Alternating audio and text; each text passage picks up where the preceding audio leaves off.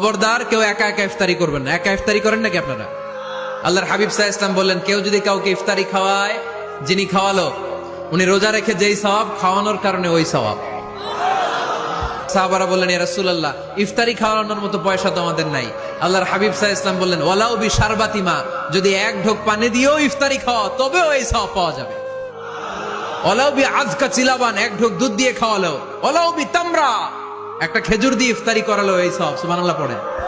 বাসায় একসাথে খাবার খান, আলাদা আলাদা না। কিভাবে? একসাথে। যদি একান্নবর্তী ফ্যামিলি হয়, ভাই বোন চাচা মামা একসাথে, তাহলে ছেলে মেয়েরা একসাথে বসবেন না। ছেলেরা সবাই একসাথে, তাদের খাওয়া শেষ, এরপরে মেয়েরা সবাই একসাথে। আর যদি নিজের ফ্যামিলি, স্বামী স্ত্রী ছেলে মেয়ে, তাহলে সবাই মিলে একসাথে খাবেন। খাবেন কোন হাতে? বাম হাতে নাকি? আওয়াজ করে কোন হাতে? আল্লাহর হাবিব বলেছেন, লা তাকুলু বিশিমাল, বা হাতে খেও না, ফা ইন্না শাইতানা ইয়াকুলু বিশিমাল, কারণ শয়তান খায় বা হাতে। আমরা খাই কোন হাতে? ডান হাতে। খাওয়ার শুরুতে কি পড়বো? খাওয়ার পরে কি পড়বো? মনে থাকবে?